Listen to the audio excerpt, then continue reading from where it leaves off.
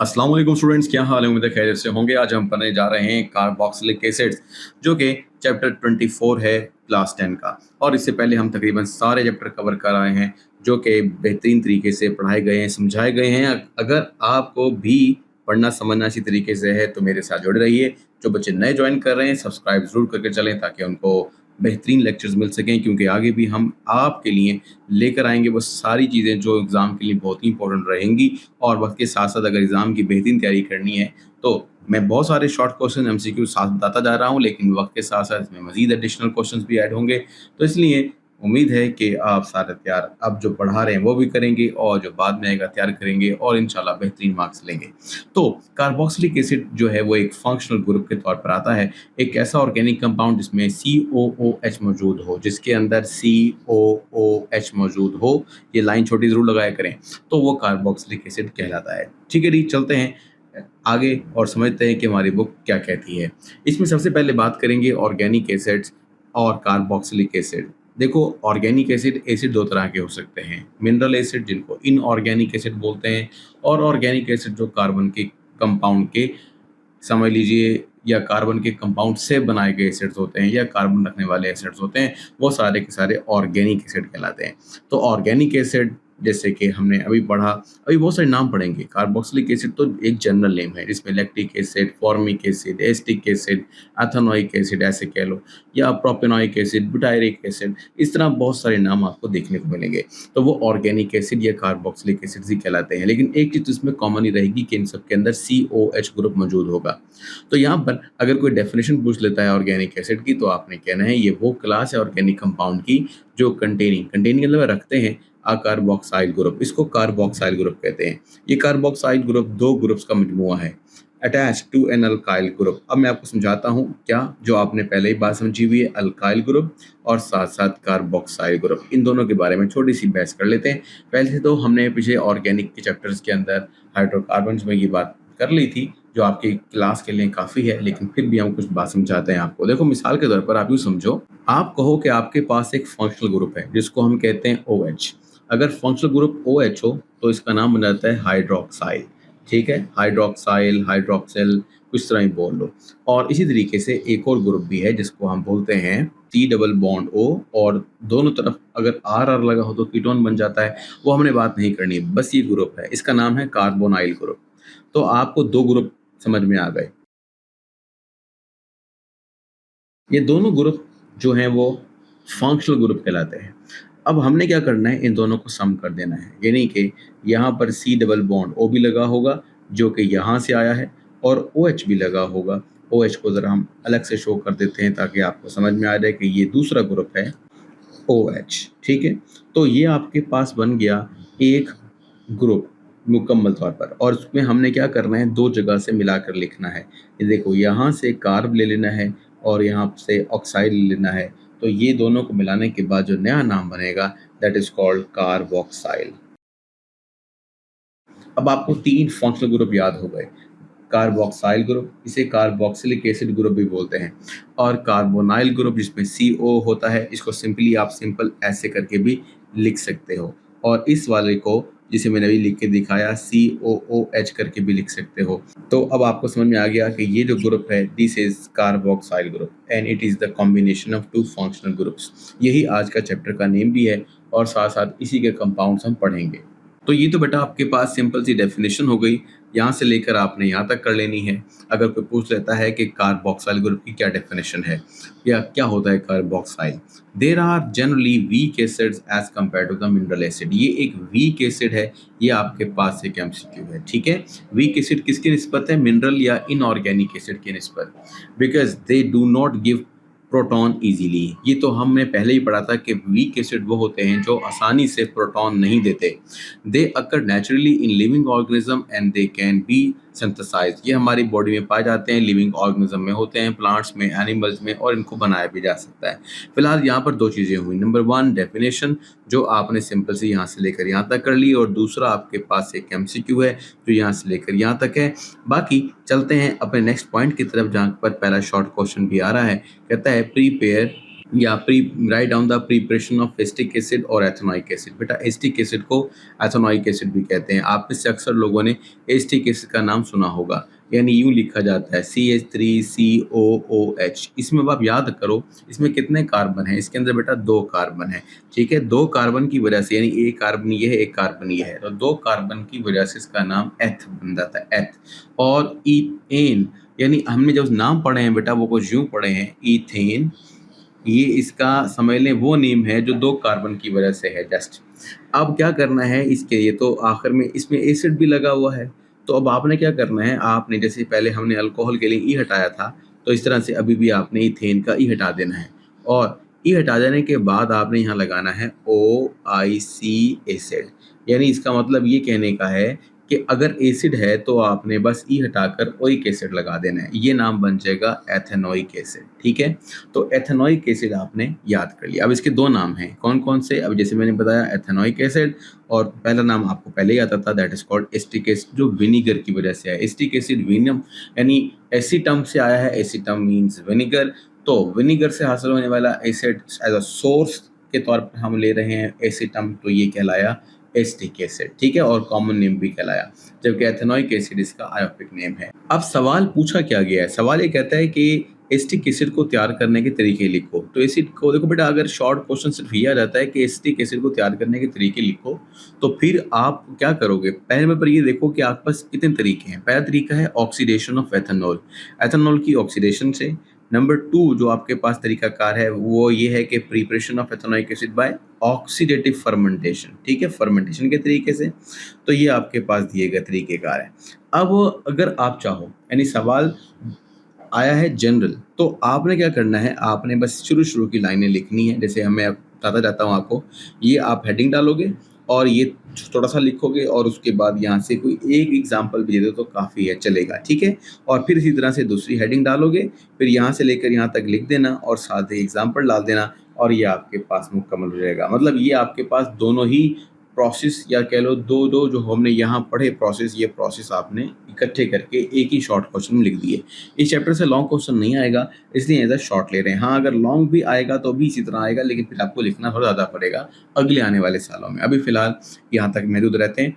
अब क्या करेंगे, अब तरीका ये है कि अगर सवाल आ रहता है बदल कर, सवाल यह रहता है कि नहीं ऑक्सीडेशन ऑफ एथेनॉल से ही तैयारी लिखो, बस एक लिखो, तो फिर बेटा आपको कोशिश करनी चाहिए ये आप सारा लिखो।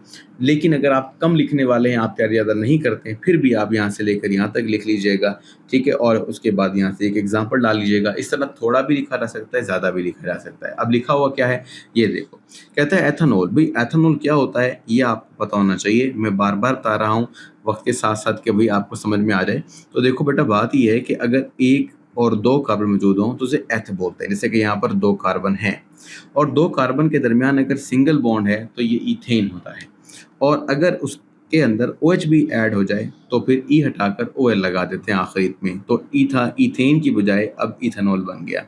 इसी तरीके से इथेनॉल की जो ऑक्सीडेशन है वो आपने करनी है, और करने के बाद इथेनॉल बनाना है। अब आप ये कहेंगे कि सर हमने बनाना तो एथेनोइक एसिड है या हमने एसिटिक एसिड बनाना है, और ये यहाँ तक तो एक स्टेप में तो ये मुकम्मल ही नहीं हुआ, तो फिर आप कह रहे थे सर एक स्टेप में लिख दें। तो एक स्टेप में से कैसे लिखना है, तो आपने डायरेक्टली ये लिखना है, ये डालना है KMnO4 और ये लिख देना है प्रोडक्ट के अंदर। क्यों? क्योंकि ये चीज़ बनती है और इस्तेमाल हो जाती है, और फिर अब बिल आखिर इसी नहीं बनना होता है। तो इसका मतलब ये हुआ कि आप इस दोनों रिएक्शन को एक स्टेप में भी लिख सकते हो। कैसे लिखोगे, पहले ये डालोगे रिएक्टेंट्स, फिर ऊपर डालोगे कैटलिस्ट, और फिर लगा दोगे ये प्रोडक्ट। तो इस तरह से एक क्वेश्चन मुकम्मल हो जाएगा, एक मतलब स्टेप में मुकम्मल हो जाएगा। तो जो एक स्टेप में लिखना चाहें एक स्टेप में लिख लें, जो 2 स्टेप में लिखना चाहें तो फिर वो 2 स्टेप में लिख लें। इसके बाद वो लिखता है हॉट, देखो ये तो हमने मुकम्मल कर ली बात। एथेनॉल ऑक्सीडाइज, वही KMnO4 एक ऑक्सीडाइजिंग एजेंट है जो एक्चुअली नेसेंट ऑक्सीजन देता है, ये हमने पहले भी जिक्र किया हुआ है। अब जब ऐसा होगा तो क्या होगा, तो वो कहता है पोटेशियम मैंगनेट, जो KMnO4 है ये आपके पोटेशियम मैंगनेट है। ठीक है, KMnO4 पोटेशियम परमैंगनेट भी बोलते हैं। ये जो आपके पास है ये मैंगनीज की ऑक्सीडेशन स्टेट को शो करता है, यानी 7। फिर लिखता है 2 फर्स्ट एथेनॉल, कहता है पहले ये एथेनॉल में चेंज होगा, and then further undergoes oxidation, और अगर ये अमल चलता गया आगे तो चलने के बाद क्या होगा, मजीद इसी कंडीशन पर जो ऊपर दिया है वही कंडीशन लगेगी में ये एथेनोइक एसिड में चेंज हो जाएगा। तो आपने देखा कि अगर आप सिर्फ यहाँ से लेकर यहाँ तक लिख देते हैं तो आप पूरी बात कर लेते हैं, और लेकिन स्टेप आप सिंगल दिखा सकते हैं, और अगर आपको नहीं 2 स्टेप में दिखाना है तो अच्छी बात है 2 स्टेप में दिखाएं। आगे लिखता है hot acidified potassium magnet acts as a very efficient oxidising agent. तो ये आपका छोटा सा एमसीक्यू बन सकता है। एक तो ये एमसीक्यू है कि ये अच्छा असर करता है जब ये थोड़ा गर्म हालत में होता है, और दूसरा इसमें एमसीक्यू ये है and oxidises ethanol to ethanoic acid. कोई पूछ लेता है कि एथेनॉल से एथेनोइक एसिड में इस्तेमाल होने वाला ऑक्सीडाइजिंग एजेंट कौन सा है, तो आप कहेंगे कि वो KMnO4 है। And during this reaction the purple colour of the reagent goes to colourless. और ये भी एक एमसीक्यू बन सकता है कि जो कलर होता है वो पहले पर्पल होता है KMnO4 का, और अगर रिएक्शन हो जाए तो वो कलरलेस हो जाता है। ये बात हमने ऑलरेडी KMnO4 के सेक्शन में पढ़ी थी जब हमने सीखा था ईथीन के बारे में। तो ये जी आपको सारा समझ में आ गया। पहले पेपर तो आपको छोटी मिसाल दी है और एक स्टेप में रिएक्शन करके दिया है। फिर दूसरा अगर आपने सारा लिखना है तो सारा भी लिख सकते हैं, तो जिसके अंदर आपको दूसरा हिस्सा भी बतौर एमसीक्यू याद करना होगा। अब है जी क्वेश्चन नंबर 2। अब शॉर्ट क्वेश्चन नंबर 2 ये है the preparation of ethanoic acid by oxidative fermentation. अब हमने फर्मेंटेशन करनी है ऑक्सीजन की मौजूदगी में, तो क्या होगा? भाई सिंपल सी बात है, अल्कोहल है, अल्कोहल को शराब भी बोल सकते हैं आप, तो वो क्योंकि ये एथेनॉल पीने के काम आती है, तो एथेनॉल से, लेकिन इसके और भी बहुत सारे काम है, लास्ट चैप्टर में हमने पढ़ा था। तो अल्कोहल का ऑक्सीजन से रिएक्शन किया तो ये बन गया एथेनोइक एसिड। तो आप याद कर लो, चाहे ऑक्सीडाइजिंग एजेंट आपके पास KMnO4 हो, चाहे आप सिंपल ऑक्सीजन की मदद से रिएक्शन कर रहे हो, दोनों सूरतों में आप अल्कोहल से बना सकते हो एथेनोइक एसिड। सिंपल सी बात दिमाग में रखिए कि ऑक्सीडेशन अगर अल्कोहल की कर दी जाए तो वो एसिड बन जाता है। अगर 2 कार्बन वाला अल्कोहल है तो 2 कार्बन वाला ही एसिड बनेगा। अगर 2 कार्बन वाला कार्बन है, अल्कोहल है मतलब 2 कार्बन रखने वाला अल्कोहल है, तो 2 कार्बन रखने वाला ही एसिड बनेगा। बस ये वाली बात याद रखिएगा, ठीक है। यानी कोई पूछ लेता है कि भाई आपने एथेनॉल तैयार करना है, एल का क्या मतलब होता है? अगर आपने फर्स्ट टाइम से पढ़ा है अगर, तो मैं समझा देता हूँ बेटा। अगर ई हटाकर एल लगा दिया जाए, जैसे कि इथेन, इथेन का मतलब होता है 2 कार्बन जिसके दरमियान सिंगल बॉन्ड हो। लेकिन अगर हम क्या करें, इसके आखिर से ई हटा दें, इसके आखिर से ई हटा दें, तो ई हटाने के बाद क्या होगा, आपने लगा देना है अगर ये वाला C+OH, इसे कहते हैं एल्डिहाइड ग्रुप, तो एल्डिहाइड का आपने लगा देना है Al, ठीक है। तो ये बन जाएगा एथेनॉल, ठीक है, याद रखिएगा एथेनॉल मतलब एल्डिहाइड। ऊपर भी लिखा हुआ है लेकिन चलो समझा भी दिया है कि एल्डिहाइड से क्या मुराद है। अब चलो वापस क्या कहता है, अल्कोहलिक फूड स्टफ यानी खाने पीने की चीज़ें जिसमें अल्कोहल शामिल है, जैसे कि like green, malt, rice, potato, mash, यानी जितने भी अजनास हैं, गंदम, जौ, बाजरा, मकई वगैरह। माल्ट का मतलब होता है ये एक तरह का समझ लें मकई से हासिल होने वाला एक समझ लें कंपाउंड है, चाहे इसको आप लिक्विड की फॉर्म में हासिल कर लें यानी अपनी हलशुदा हालत के अंदर, तो ये एक बाद में फिर इस माल्ट से भी विस्की वगैरह बियर बनाई जा सकती है। तो ये भी आपके पास एक तरह का कार्बोहाइड्रेट भी कह सकते हैं इसको। तो राइस और पोटैटो ये सब चीज़ें शामिल हैं। पोटैटो मैश का मतलब होता है पोटैटो का चूरा, गूदा, कुछ भी कह लो, are converted to the vinegar when they undergo fermentation reaction in the presence of bacteria. तो ये आपको लास्ट टॉपिक में या कह लें चैप्टर में मैंने आपको समझाया था कि बैक्टीरिया की मदद से हम फर्मेंटेशन करते हैं और उसमें हम अल्कोहल बनाते हैं। These bacteria can produce vinegar from the, vinegar मतलब एस्टिक एसिड, ठीक है, from alcoholic food step it if sufficient oxygen is provided. तो ये आपके पास हिस्सा है, इसके अंदर जो एमसीक्यू बनाया गया वो यही है कि बैक्टीरिया कैन प्रोड्यूस, यानी बैक्टीरिया का इस्तेमाल करते हुए आप ये कर सकते हो, क्या कर सकते हो, अल्कोहलिक फूड स्टफ का इस्तेमाल करके, ऑक्सीजन से रिएक्शन करके, सफिशिएंट ऑक्सीजन से ऐड करके क्या बना सकते हो बेटा, आप बना सकते हो एथेनोइक एसिड या फिर कह लो विनीगर, सिरका। तो ये आपके पास थे 2 तरीके का। अब आपने लिखना कितना है वो मैंने आपको पहले से बता दिया था। अगर आप यहाँ से लेकर यहाँ तक लिख लेते हो या एक लाइन और भी कम कर लेते हो यहाँ तक, तो भी बेटा आपके पास क्या है, ये प्रिपरेशन हो जाती है और उसके बाद ये रिएक्शन लिख दो और जान छुड़ाओ। 2 नंबर का सवाल ऐसे भी हो सकता है। अब आता है कि आपने ये अमल कैसे करना है, ये अमल कैसे करना है, प्रोसेस कैसे होता है। तो अगर सवाल आता है how to prepare ethanoic acid by oxidative fermentation, तो आप ये वाला हिस्सा भी लिख सकते हो, ठीक है। अगर वो बाकायदा तौर पे कहते हैं जी प्रोसेस लिख के बताओ तो फिर आपको ये लिखना पड़ेगा। अगर सिंपल सा क्वेश्चन आ जाता है तो बस फिर आप यहाँ से लेकर यहाँ तक लिखो जैसे पहले बताया। तो लिखते हैं this process alcohol is fermented, यानी वर्ड आ जाता है कि हाउ अल्कोहल इज फर्मेंटेड या how alcohol is converted into vinegar. तो इस तरह आपके पास कई सवाल बन सकते हैं, तो उसका जवाब फिर आपने यहाँ से यहाँ तक देना है। ये ज़्यादा अहम सवाल नहीं रहेगा, सवाल ऊपर वाला ज़्यादा अहम रहेगा।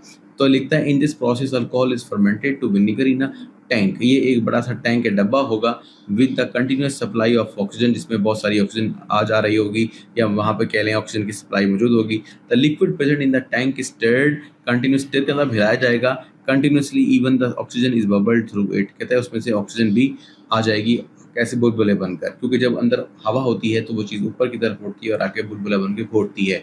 तो हमें लगता है कि जिसे आप कभी बॉटल खोलते हो तो बॉटल में से क्या बुलबुले बाहर निकल रहे होते हैं, क्योंकि अंदर गैस ट्रैप होती है। तो गैस या ऑक्सीजन गैस भी यहाँ से बाहर आएगी। In this method vinegar containing 15% ethanoic acid can be prepaid in only 24 hours. तो ये भी आपको बेटा एमसीक्यू की तरफ लोगे आप 15% ऑन 24 आवर्स, ठीक है। इसको मैं यहाँ फिलहाल लिख देता हूँ एमसीक्यूज, ठीक है। तो इसके बाद नेक्स्ट आता है रिएक्शन ऑफ कार्बोक्सिलिक एसिड। अब ये जो आपके पास सवाल है इसमें भी ये लॉन्ग भी है, जब लॉन्ग कभी आएगा, लेकिन इस दफ़ा तो शॉर्ट ही आ रहा है, तो आपने हर एक पॉइंट को शॉर्ट ले लेना है। लेकिन आपने ये मान के चलना है, अगर सपोज कीजिए इसने क्वेश्चन दे दिया कि reaction of carboxylic acid as acid बताओ, तो फिर आपने क्या करना है, आपने 1 2 ये आपके पास 3 और ये आपके पास तकरीबन 3 है, तो ये 3 आपने हेडिंग देनी है और हेडिंग देकर आपने क्या करना है, पहली लाइन लिखनी है, बताता हूँ मैं आपको, और रिएक्शन दे देना है। फिर पहली लाइन लिख देनी है, रिएक्शन दे देना है, पहली लाइन लिख देनी है और रिएक्शन दे देना है। बस यही आपने करना है। इस तरीके से ईजिली ये क्वेश्चन हल हो जाएगा। और अगर वो स्पेसिफिकली पूछ लेता है तो फिर आपको इस सेक्शन को थोड़ा ज़्यादा लिखना पड़ेगा। आप क्या लिखना है वो मैं समझाता हूँ आपको, लेकिन इससे पहले अपनी 9th क्लास की एक बात याद करो, जब हमने कहा था कि प्रॉपर्टीज़ ऑफ एसिड, यानी एसिड की प्रॉपर्टीज़ क्या है, एसिड कैसे रिएक्ट करता है, तो हमें ये बात बड़ी आसानी से पता चल जाएगी। क्या वो ये कि जब एसिड रिएक्ट करता है ना बेटा, तो वो जब मेटल से रिएक्ट करता है तो हाइड्रोजन गैस निकालता है। इसका मतलब है यहाँ पे भी एसिड मेटल से रिएक्ट कर हाइड्रोजन गैस निकालेगा। ओके।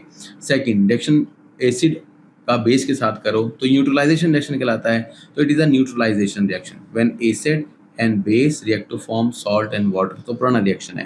कहता है reaction of carboxylic acid with carbonate, तो हमने कहा था कार्बन डाइऑक्साइड और वाटर बनाते हैं, साथ सॉल्ट तो हर जगह बनता है, ठीक है। तो ये आपके पास 3 रिएक्शन मुकम्मल हो जाते हैं। इसके अलावा एक और भी दिया हुआ है। अब बात यहाँ पर ये आती है कि आपने इसको कैसे लिखना है। देखो सिंपल सी बात है, अगर आपने रिएक्शन याद कर लिया है तो आप रिएक्शन के बारे में लिखो, व्हेन एथेनोइक एसिड या acetic acid react with the metal it liberate, ये खारिज करता है hydrogen gas with the formation of salt.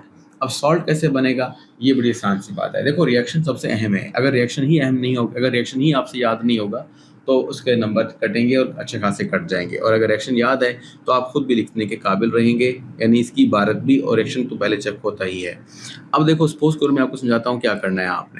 आपने ये करना है कि ये आपके पास है CH3COOH। अब आप एक काम करो, काम क्या करोगे, आपने H निकाल देना है, क्योंकि एसिड H दे देता है ना, तो एसिड से हमने H निकाल दिया। ओके। अब जब H निकालेंगे तो H पे तो चार्ज पॉजिटिव होता है और बाकी हिस्से पर नेगेटिव चार्ज होता है।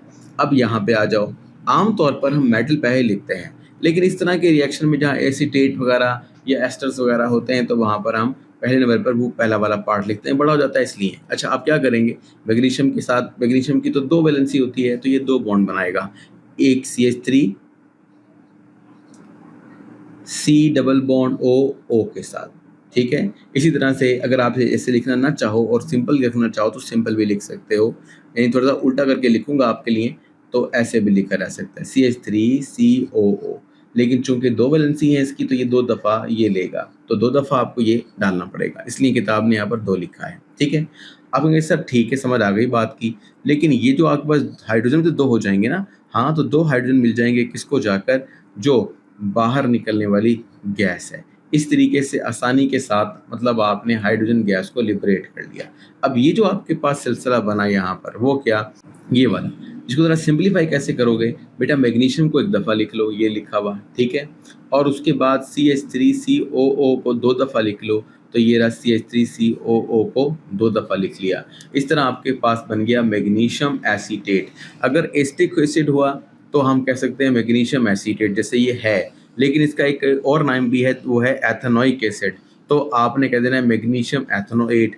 अगर यहाँ पर होता फॉर एग्जांपल ब्यूटायरिक एसिड तो आप कहते हैं ब्यूटायरेट। अगर यहाँ होता ओलिक एसिड तो आप यहाँ पे कहते हैं ओलिएट। अगर यहाँ पे होता सिट्रिक एसिड तो आप कहते हैं सिट्रेट। इस तरीके से आपने जितने मर्जी यानी सॉल्ट बनाने हैं सॉल्ट बना लें। ये नेगेटिव पार्ट है और ये पॉजिटिव पार्ट है, नेगेटिव पॉजिटिव पार्ट मिलकर एक सॉल्ट बनाते हैं। तो अब आपको मैंने अलग अलग करके बात समझाई कि इसने कैसे हाइड्रोजन दिया और वो हाइड्रोजन कैसे हाइड्रोजन गैस में चेंज हुआ, और चूंकि यहाँ पर 2 दफ़ा है तो हाइड्रोजन भी 2 दफ़ा है, और यहाँ पे भी आपने H2 लिखा है। इस तरह आपको पूरी कहानी समझ में आ गई। अब चलते हैं मज़ीद आगे। अब जो आगे जो चलते हैं इसके अंदर पहले समझ लेते हैं कि बुक ने कुछ लिखा कैसे है। वो कहे सर ये तो समझ में आ गया, ये तो हम लिख लेंगे।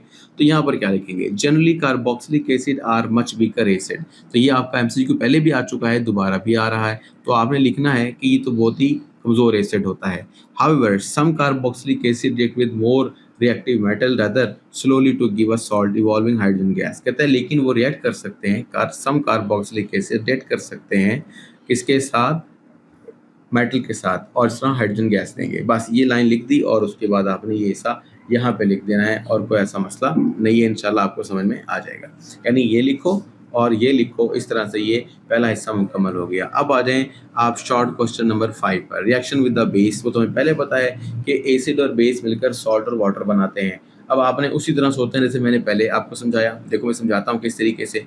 आपने सोच के चलना है कि जो आपके पास CH3 है ना, CH3 जैसे अभी भी सीख कर आए हो, दोबारा देख लो, CH3COO, इसको अलग कर देना है और हाइड्रोजन को अलग कर देना है। इस पे नेगेटिव चार्ज है, इस पे पॉजिटिव चार्ज है। अब इतना सोडियम पर चार्ज पॉजिटिव है और OH पे चार्ज नेगेटिव है। आपने क्या करना है, आपने इस पॉजिटिव को इस नेगेटिव के साथ मिला देना है, यानी H और OH मिलकर क्या बनाएंगे वाटर। बात खत्म हो गई। जो बाकी बच गया वो ये है CH3O और सोडियम, ये दोनों आपस में मिलकर यहाँ बन जाएंगे सोडियम एसीटेट। अब सर यहाँ पर 2 दफ़ा नहीं लगाना, क्यों? क्योंकि सोडियम की वैलेंसी 1 होती है। फिर आपने पहले 2 दफ़ा क्यों लगाया था? वो इसलिए लगाया था कि मैग्नीशियम की वैलेंसी 2 होती है, तो जितनी वैलेंसी होगी उसी हिसाब से आपने एसीटेट आयन को बैलेंस करना है। खुद भी आपको पता चल जाएगा। ये रिएक्शन लिखने के बाद बैलेंस करो तो ऑलरेडी बैलेंस्ड है, इसलिए आपको यहाँ पर 2 लगाने की ज़रूरत ही नहीं आती पेश। तो इसलिए क्या होगा, इस तरह आपको खुद समझ में आएगा कि हाँ भाई किसने किसके साथ रिएक्ट किया। लेकिन बेटा आपने फुल कोशिश करनी है, ये एसिटिक एसिड या एथेनोइक एसिड का नाम अच्छी तरह याद करना है। और ये वहाँ पहले हमने बनाया था मैग्नीशियम एसीटेट, ठीक है ना, पहले हमने बताया था मैग्नीशियम एसीटेट या एथेनोएट। बिल्कुल इसी तरह से यहाँ पर भी सोडियम एथेनोएट या सोडियम एसीटेट, ये आप कह सकते हो। अच्छा अब चलो रिएक्शन नंबर 3 की तरफ। अब ये भी हम पढ़ाए थे लास्ट ईयर, याद होगा कि जब कार्बोनेट से रिएक्शन होता है रिएक्ट इसका एसिड का, तो वो कार्बन डाइऑक्साइड और वाटर बनाते हैं। हाँ जी पता है। इससे पहले छोटा सा MCQ भी यहाँ पर ऐड हुआ है कि एफरवेसेंस कहते हैं। देखो सपोज कीजिए आपके पास एक यहाँ पर बुलबुले निकल रहे हैं, जैसे आपने बोतल खोली, इसे कहते हैं एफरवेसेंस, यानी बुलबुले से निकलना झाग की तरह। तो वो कहता है एफरवेसेंस होता है due to the evolution of carbon dioxide. तो कार्बन डाइऑक्साइड की वजह से क्या होता है, एफरवेसेंस। अब ये MCQ के तौर पे आ सकता है वर्ड, या ये वाला, जैसे मर्जी वो पूछ लें, तो आपको समझ में आना चाहिए कि एफरवेसेंस पैदा होती है जब कार्बन डाइऑक्साइड लिबरेट होती है। तो सवाल वही बिल्कुल आसान सा है। ये आपके पास क्या है, ये आपके पास एथेनोइक एसिड या फिर एसिटिक एसिड, और फिर उसके बाद यहाँ पर से सोडियम ले लो, सोडियम मिलाओ उसके साथ, हाँ बन गया सोडियम एसीटेट। ठीक है, यहाँ पे 2 ना लगा देना। अच्छा सोडियम चूँकि यहाँ पर 2 है तो इधर भी आप क्या लगाएंगे, 2 लगा देंगे। इसी तरीके से कार्बन डाइऑक्साइड CO3 है, यहाँ CO2 रह जाएगा। एक ऑक्सीजन कहाँ जाएगा, एक ऑक्सीजन हमें यहाँ मिलेगा जो H और OH को यानी वाटर बनाने के काम आ जाएगा। अगर आपको समझ नहीं आ रही, बस आप ये याद करो व्हेन एसिड एक ही है जो बार बार इस्तेमाल हो रहा है, acetic acid react with the sodium carbonate it liberate carbon dioxide and water. तो इस तरीके से बआसानी आपका सवाल ये बैलेंस भी हो जाएगा। बैलेंस करने के लिए बहुत आसान सी जो चीज़ आपने याद रखनी है वो याद रखनी है कि सोडियम 2 होता है। अगर सोडियम 2 है तो सोडियम को 2 बनाने के लिए शुरू में 2 लगाना पड़ेगा, और जैसे 2 लगाओगे ऑटोमेटिकली चीज़ बैलेंस हो जाएगी। अब अगर सर इस तरह से ये CH3OO भी 2 हो जाएंगे, हाँ जी CH3COO को भी डबल करने के लिए 2 लगाना पड़ेगा। इस तरीके से आपने बैलेंस कर लिया, मतलब आपने इस 2 से ये 2 लगाया, इस 2 की वजह से ये 2 लगाया, और आपका रिएक्शन बैलेंस हो गया। अब चलते हैं अगले सवाल की तरफ। एक और क्वेश्चन कहता है, लेकिन थोड़ा याद रखिएगा, यहाँ पे रिएक्शन थोड़ा फास्ट होता है, एफरवेसेंस पैदा होती है। लेकिन जब आप इस सवाल की तरफ आओगे तो यहाँ पर कैल्शियम कार्बोनेट जो है ना वो रिएक्ट करेगा और क्या बनाएगा, कार्बन डाइऑक्साइड और वाटर बनाएगा। अब इसमें क्या है, एथेनोइक एसिड के अंदर ये आपके पास एथेनोइक एसिड है, एसिटिक एसिड, वही दोबारा सवाल कार्बोनेट से रिएक्ट कर रहा है। कार्बोनेट किसका है, कैल्शियम का कार्बोनेट है। कैल्शियम कार्बोनेट को हम क्या कहते हैं, चूने का पत्थर ही बोलते हैं, चूने की बजरी बोल दें। तो ये आपके पास रिएक्ट करता है। सवाल बिल्कुल सेम टू सेम है, ऊपर सोडियम था, नीचे कैल्शियम है। सोडियम की वैलेंसी +1 है, कैल्शियम की वैलेंसी +2 है, इसलिए यहाँ पर 1 है जो दिखता नहीं है, लेकिन यहाँ पर जो 2 है इसे दिखाना पड़ता है। तो भाई सिंपल सी बात है, कैल्शियम के साथ 2 एसीटेट आए दे दो तो ये बन जाएगा कैल्शियम एसीटेट। यहाँ पर क्या बनेगा, एक ऑक्सीजन निकाल कर CO2 और जो O बच जाएगा वो यहाँ पे लगाओ, 2H के साथ H2O बनेगा। ये आपने अच्छी तरीके से लिखना है, बैलेंस करने की कोशिश करनी है, बैलेंस ही याद करना है। अगर आपसे फिर भी कुछ मतलब आपको रहनुमाई की ज़रूरत है, परेशान है, तो फिर आप मुझे ज़रूर लिखिएगा, मैं इंशाल्लाह उसका जवाब आपको दे दूंगा। अब है next question, reaction of carboxylic acid with alcohol. अब रिएक्शन करना है कार्बोक्सिलिक एसिड का अल्कोहल के साथ। एक बात याद रखिएगा कि when the carboxylic acid react with the alcohol the reaction is called esterification. Esterification का मतलब एस्टर बनने का अमल है। तो आपको समझ में आ जाना चाहिए कि अगर एक एसिड और एक अल्कोहल आपस में मिल जाएं तो मिलने के बाद जो नई चीज़ बनेगी उसका नाम होगा एस्टर। अब यहाँ पर पहला सवाल आता है, शॉर्ट क्वेश्चन नंबर 6। क्वेश्चन आ सकता है एस्टेरिफिकेशन क्या है, व्हाट इज एस्टेरिफिकेशन, ठीक है, इससे रिलेटेड कोई भी क्वेश्चन बन सकता है। तो आपने लिखना है सिंपल सा कि carboxylic acid from the esters when they are heated, यानी वो कहते हैं कार्बोक्सिलिक एसिड एस्टर बनाते हैं कब, व्हेन दे आर हीटेड, मतलब कार्बोक्सिलिक एसिड जब गर्म किए जाते हैं with the excess of alcohol in the presence of alcohol की मौजूदगी में और सल्फ्यूरिक एसिड की मौजूदगी में जो कैटलिस्ट के तौर पे काम करेगा, रिएक्शन इज कॉल्ड एस्टेरिफिकेशन। अब देखो लंबी बात होगी ना, आपने सिंपल सी एक बात ही कह सकते हो, व्हेन acids या carboxylic acids react with the alcohol in the presence of sulfuric acid to form esters called esterification. तो आप खुद भी क्वेश्चन का आंसर दे सकते हो अगर आपको ये याद है, और वैसे भी आप पर देखकर लिख सकते हो। अब सवाल मैंने थोड़ा समझा देना है आपको, किस तरह आपने करना है। मैं आपको समझाता हूँ कि आपके पास 2 चीज़ें हैं, एक का नाम है एथेनोइक एसिड जिसको एस्टिक एसिड भी बोल सकते हैं, और एक एथेनॉल। अब इन दोनों को मिलाते हैं, कैसे मिलाते हैं देखो मैं सिखाता हूँ। किताब में 2 रिएक्शन दिए, एक रिएक्शन याद करो, दूसरा खुद याद हो जाएगा। इसका नाम एथेनॉल है, इसका नाम मेथेनॉल है, सेम रिएक्शन है। चलो मैं आपको बताता हूँ कैसे करने हैं। आपने एक एस्टिक एसिड लेना है, देखो ये रहा आपके पास एस्टिक एसिड CH3COOH, ठीक है। इसके साथ आपने क्या लेना है, इथाइल अल्कोहल या मिथाइल अल्कोहल। मैं एक काम करता हूँ, पहले किताब की तरह इथाइल अल्कोहल लेता हूँ, CH2C2H5OH, ऐसे करके लिख लिया है मैंने। किताब में ऐसे करके लिखा हुआ, किताब में लिखा हुआ है C2H5OH, ऐसे भी लिख सकते हैं।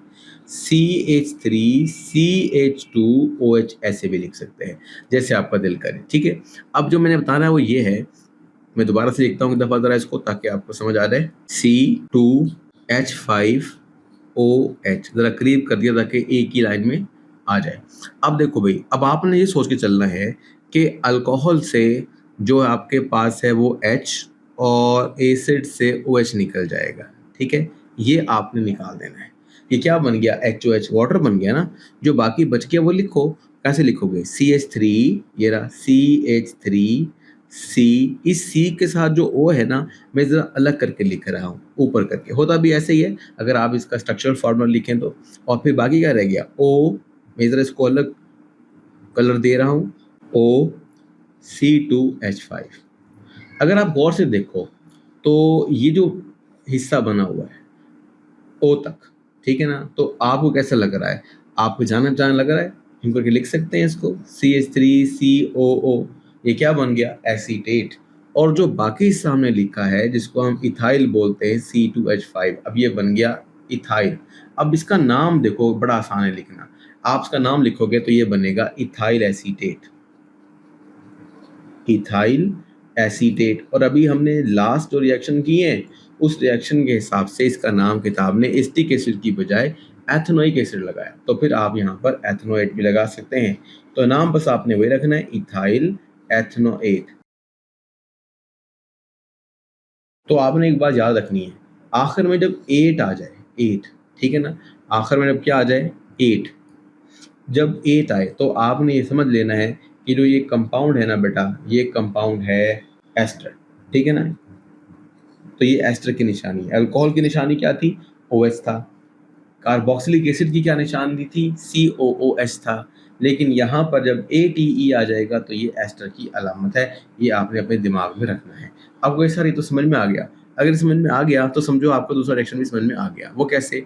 उस रिएक्शन में बस आपने करना ये है कि यहाँ पर इधर सिर्फ मिथाइल लगाना है।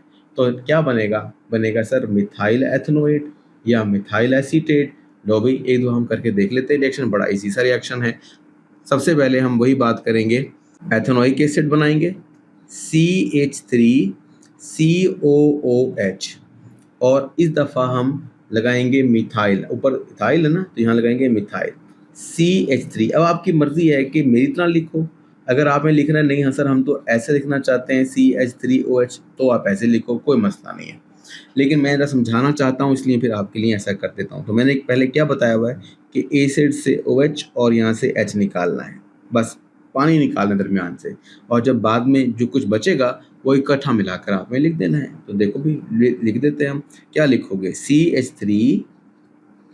CH3 ऊपर भी लिख सकते हैं, इसको हम साथ लिख देते हैं CH3CO और ये वाला O, ठीक है। ये बन गया एथनोएट, और आखिर में क्या है? CH3, तो ये बन गया मिथाइल एथनोएट। मिथाइल एथनोएट। तो आपने दोनों रिएक्शन कर लिए। क्या कैसे रिएक्शन कर लिए? इथाइल अल्कोहल का भी और मिथाइल अल्कोहल का भी। इसको इथाइल मिथाइल अल्कोहल भी बोल सकते हैं, मतलब मिथाइल अल्कोहल नीचे है और इथाइल अल्कोहल ऊपर है। तो इनका एक नाम और भी था, वो मैंने आपको पहले बताया था। यानी हमने इसका नाम मिथाइल अल्कोहल और इथाइल अल्कोहल का है। इनका नाम मेथनॉल और एथनॉल भी है। ऊपर वाले का नाम एथनॉल ई हटाकर, और नीचे वाले का मीथेन का ई हटाकर मिथेनॉल। तो ये दो नाम भी लिए जा सकते हैं। और अपनी बुक की तरफ देखते हैं, बुक क्या कहती है। अब आप यहाँ पर देखो, यहाँ पर आपके पास क्या है? इथाइल एथनोएट बनाने का तरीका। कहाँ से लिया है? एथनॉल से, ठीक है। और यहाँ पर मिथाइल एथनोएट बनाने का तरीका है, किससे लिया है? मिथाइल अल्कोहल से। मैंने बस क्या किया था, इसको इन्वर्टेड लिखा था, OH यहाँ पर आ गया था आखिर के अंदर, और बाकी सारा वैसे का वैसा। तो अब आपकी मर्जी है, इस तरह राइट करो या ऐसे राइट करो, दोनों सूरतों में ठीक है, गलत नहीं है। देखो एक बात सुनो, अगर आपने यूँ भी लिख दिया C2H5OH तो भी ठीक है। अगर आपने C2H5 की जगह पर लिख दिया CH3CH2, अब यहाँ गलती जो करनी है ना वो मैं समझाता हूँ आपको। CH3CH2, अब यहाँ पे OH नहीं लगाना। अगर OH लगाना है तो CH3 इधर आएगा, CH2 यहाँ आएगा, ताकि कार्बन की वैलेंसी जस्टिफाई रहे। अच्छा भाई, बात थोड़ी लंबी हो गई, लेकिन याद रखिएगा सल्फ्यूरिक एसिड लगाना बिल्कुल ना भूलिएगा, इसके बगैर सवाल मुकम्मल नहीं है।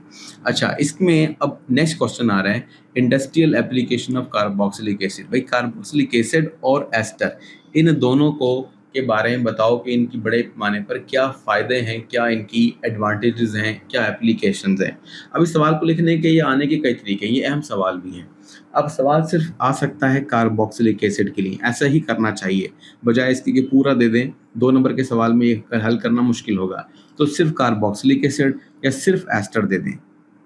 लेकिन हम ये मान के चलते हैं कि उसने क्वेश्चन दे दिया the industrial application of carboxylic acid and ester लिखो 2 नंबर में। थोड़ा सा ज़रा बड़ा रहेगा, लेकिन इसको मैं मुख्तसर करवाता हूँ कि आपने कितना कितना लिखना है।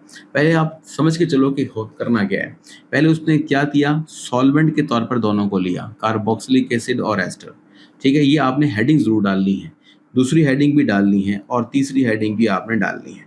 तो ये हेडिंग डालने से ही आपके सवाल का बेसिक पोर्शन हल होता है। जब आप पहली हेडिंग डालोगे तो उसमें आपने क्या करना है, एसिटिक एसिड के बारे में एक लाइन लिख देनी यहाँ से लेकर यहाँ तक, और एस्टर के बारे में भी एक लाइन लिख देनी यहाँ से लेकर यहाँ तक, ठीक है। तो इस तरीके से आपका ये पहला पॉइंट कवर होता है। मतलब कुछ बच्चे ऐसे होंगे, क्योंकि इसमें दो बातें आ रही हैं, एसिटिक एसिड और एस्टर दोनों का काम है यहाँ पर। तो कुछ बच्चे ऐसे होंगे जो बहुत कम तैयार करना चाहते हैं, तो बेटा वो अगर सिर्फ एसिटिक एसिड के बारे में एक लाइन लिखें और एस्टर के बारे में, तो भी काम हो जाएगा। बच्चे ज़्यादा लिखना चाहते हैं, उन्हें चाहिए थोड़ी सी वजाहत के साथ लिखें, ताकि ये अच्छा लगे, यानी मुकम्मल हो जाए सवाल।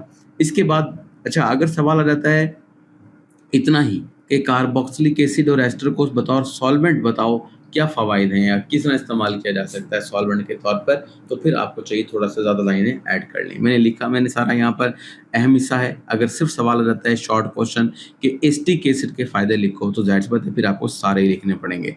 अच्छा, इसमें इंपॉर्टेंट बात यह है कि acetic acid as a solvent express हो रहा है। सवाल हम बदल देते हैं, हम सवाल कहते हैं सिर्फ और सिर्फ बताओ कि एसिटिक एसिड के सारी एप्लीकेशन बताओ। तो बेटा ये एप्लीकेशन एसिटिक एसिड की, ये इसके बाद दोबारा से एसिटिक एसिड की एप्लीकेशन है, फिर दोबारा से यहाँ पर एसिटिक एसिड या कार्बोक्सिलिक एसिड की एप्लीकेशन है। तो ये अलग अलग हो सकते हैं, दरमियान में लाइन लगा कर भी लिख सकते हैं, और चाहो तो सिर्फ पहले एसिटिक एसिड लिख लो या एसिड लिख लो और बाद में एस्टर लिख लो, ये भी आपकी मर्जी है। मतलब कई तरीक़ों से सवाल का हल, जैसे सवाल आएगा वैसे जवाब आपने देना है। तो ये पहले एसिटिक एसिड की बात होगी, फिर एस्टर की। अगले हिस्से के अंदर कार्बोक्सिलिक एसिड एंड एस्टर का फ्लेवरिंग एजेंट के तौर पर इस्तेमाल लिखना है आपने। तो यहाँ पर जो फ्लेवरिंग एजेंट है वो यहाँ ज़्यादा लिखा हुआ है एसिटिक एसिड या कह लें कार्बोक्सिलिक एसिड के हिसाब से। तो कहता है फ्लेवरिंग एजेंट वो हिस्से वो होते हैं जिनकी एडिशन से किसी भी ग़ज़ा में, किसी भी खाने पीने की चीज़ में एक टेस्ट आ जाता है या फ्लेवर आ जाता है। ठीक है, तो ये आपके पास फ्लेवरिंग एजेंट की क्या हो गई, डेफिनेशन हो गई, और यही मैंने शॉर्ट क्वेश्चन नंबर 10 बनाया है कि भाई फ्लेवरिंग एजेंट क्या होते हैं। फिर लिखता है they also help in making unpleasant taste of the drug specially use by children. भाई ऐसी अद्वियात आमतौर पर कड़वी होती हैं, तो बच्चों की अद्वियात को मीठा बनाने के लिए देखो मास्किंग कहते हैं छुपाना, अनप्लेजेंट टेस्ट जो अच्छा ना लगता हो ऐसा टेस्ट, तो ऐसे टेस्ट को छुपाने के लिए जो बच्चों के अद्वियात में किया जाता है, हम क्या ऐड करते हैं, हम फ्लेवरिंग एजेंट ऐड कर देते हैं, जैसा कि कार्बोक्सिलिक एसिड। दे ऑल्सो है जो हो गया। नेक्स्ट है जी ऑर्गेनिक एसिड लाइक द, अब यहाँ पे कुछ सारी example, tartaric acid, citric acid and malic acid are very commonly use as a flavouring enhancers, flavour को बढ़ाने के लिए इस्तेमाल होते हैं फूड इंडस्ट्री में। और जितना भी खाने के अंदर जो थोड़ी तुरशी वगैरह आती है, तुर्श थोड़ा सा जायका आता है, बिटर यानी टेस्ट में चेंज आता है, टाटरी है, जैसे आपने पापड़ खाते हैं बाहर से या लेस खाते हैं, तो उनके अंदर जो मसाले होते हैं उनमें टारटारिक एसिड या एसिड ही होते हैं, जिसकी वजह से फ्लेवर बनता है। आखिर में एक लाइन और भी है, esters have pleasant odour, ester की भी अच्छी स्मेल होती है, अच्छा बू होती है, ऑर्डर मतलब बू होती है, फ्लेवर टेस्ट होता है, या टेस्ट ना कहो फ्लेवर का मतलब जायका कह लें। They are added to the food product to improve their smell और टेस्ट। अच्छा, अब ये जो आपके पास अगर कम लिखना चाहते हैं तो शुरू से एक दो लाइन लिख लें, ठीक है, यहाँ तक लिख लें, मतलब हिस्सा पहला, फिर दूसरा हिस्सा बेटा आपने यहाँ से लेकर यहाँ तक लिख देना है। इस तरह आपके पास इस बड़ी हेडिंग के अंदर दो लाइनें हो जाएंगी, एक एसिड के लिए और एक एस्टर के लिए। अच्छा, नेक्स्ट आपके पास आता है carboxylic acid and ester as synthetic fibre. भाई कुछ फाइबर बनाने, धागेदार चीज़ें बनाने के लिए, रेशेदार चीज़ें बनाने के लिए इस्तेमाल होता है। तो यहाँ फिर तो हेडिंग लग रही है एस्टर और कार्बोक्सिलिक एसिड। ये वाला हिस्सा काफ़ी अहम रहेगा क्योंकि इसमें बाकायदा बुक ने अच्छा खासा लिख दिया है, तो ये अलग से 2 नंबर का सवाल बन सकता है और ये भी बन सकता है। अब एस्टर्स के बारे में बात करती हैं। Very important polymer poly ester is made by the, अगर आप बाहर जाओ कपड़े खरीदो तो लोग कहते हैं कपड़े वाले, भाई इसमें पॉलिस्टर मिक्स है, तो पॉलिस्टर नहीं होता, वो पॉलीएस्टर होता है। तो वो कहाँ से बनता है, कहते हैं रिएक्टिंग डायोल्स। डायोल का मतलब होता है ऐसे कार्बन के कंपाउंड जिसमें 2 दफ़ा OH लगा हो, 2 दफ़ा अल्कोहलिक ग्रुप से कहते हैं डायोल।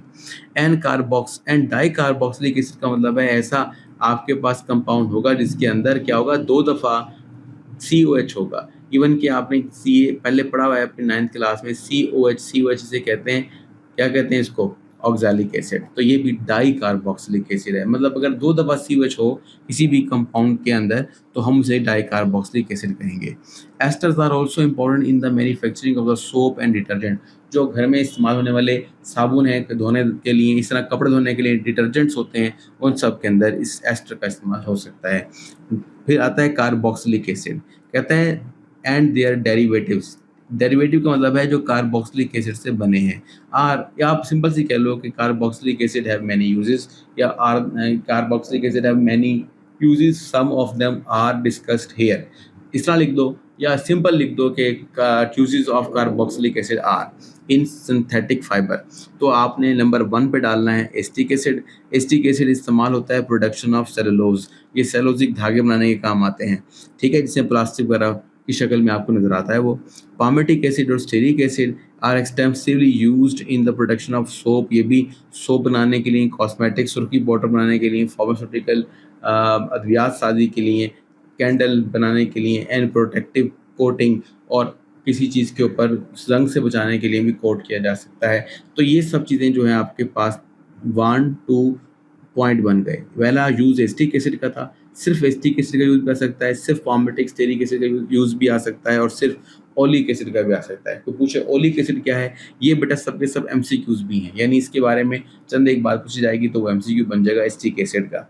अच्छा, oleic acid is used to या used in manufacturing of soap and detergent. दोबारा दोबारा एक ही बात दोहराई जा रही है, तो इसका मतलब भी हुआ कि आपने एक दफ़ा याद किया तो कई जगह इस्तेमाल किया।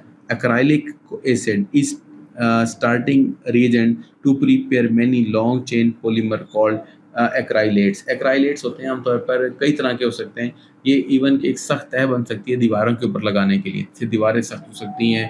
कारपेट के अंदर भी लगाई जा सकती है। ये थोड़ा प्लास्टिक सा लगता है, लेकिन क्या है, इसके मुख्तलिफ किस्म के यूजेस हैं।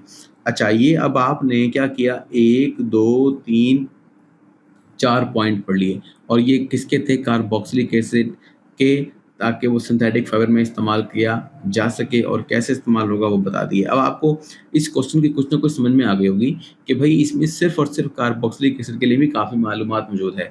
अगर जनरल क्वेश्चन आ रहता है कि यूजेस लिखो या इंडस्ट्री में यूज़ लिखो, तो देखो ये भी कार्बोक्सिलिक एसिड के यूज़ हैं, फिर यहाँ पे ये भी कार्बोक्सिलिक एसिड के यूज़ हैं, ये भी कार्बोक्सिलिक एसिड के यूज़ हैं। तो इनको अलग अलग निकाल कर भी क्वेश्चन को हल किया जा सकता है।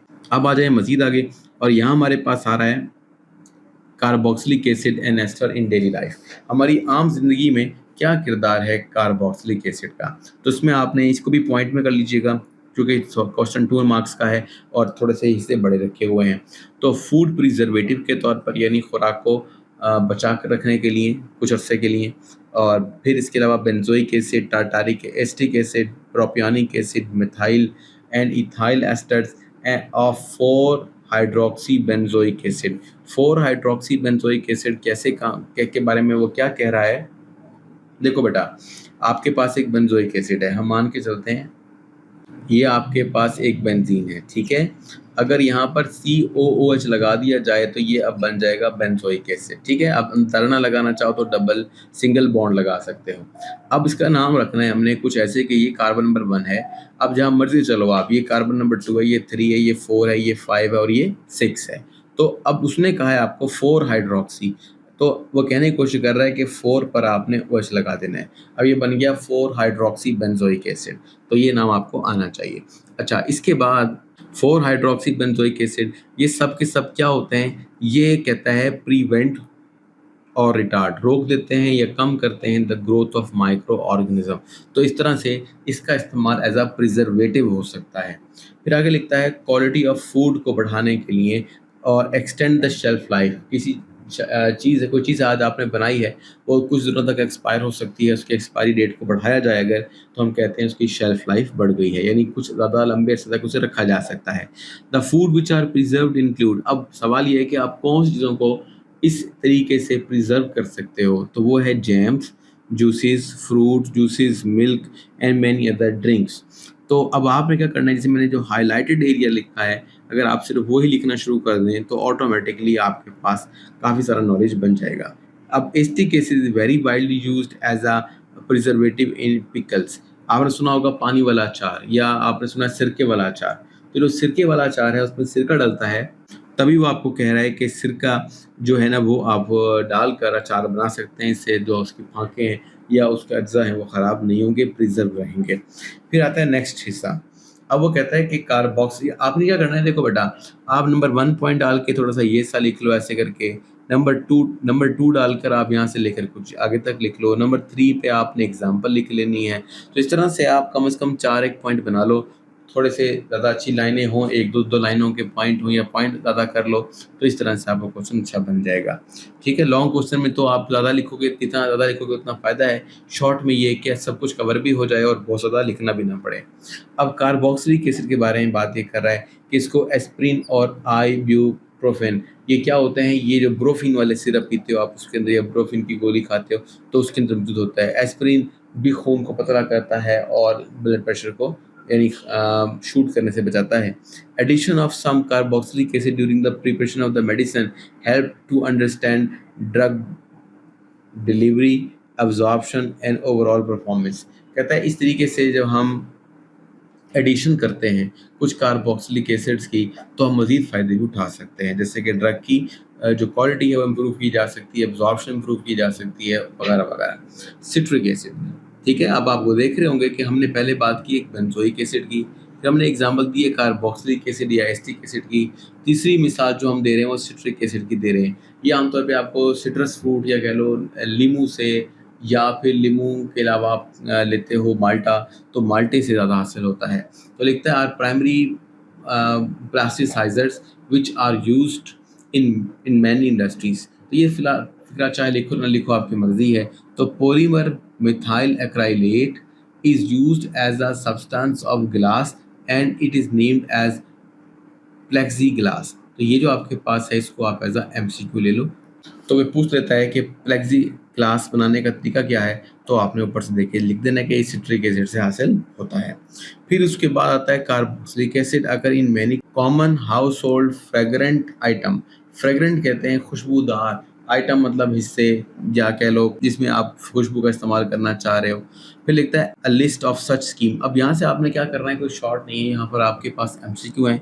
तो एमसीक्यू आपने लेना लेमन सिट्रिक एसिड की वजह से, और एसिटिक एसिड विनीगर की वजह से, और इस तरह मैलिक एसिड एप्पल, ग्रेप्स और कैरेट के अंदर होता है। ठीक है, तो इस तरह से ये आपके पास कुछ एमसीक्यूज हैं, इनमें से कुछ भी पूछा जा सकता है, आपको टेबल याद करनी चाहिए। फिर आता है एस्टर के बारे में बात। वो कहता है एस्टर भी इसी तरह का कंपाउंड है, important component of many fruit. ये बहुत से फ्रूट्स में पाया जाता है, यानी नेचुरल है। And are responsible for the enhance their flavour. इस तरह से उसका खाने का जो जायका है वो अच्छा हो जाएगा, बेहतर हो जाएगा। तो यहाँ पर आपने कहना है कि भाई जो एप्पल है ना, ये वो फ्लेवर कैसे आता है, मिथाइल ब्यूटाइरेट से। और पाइनएप्पल का टेस्ट कैसे आता है, ये भी ब्यूटाइरेट से।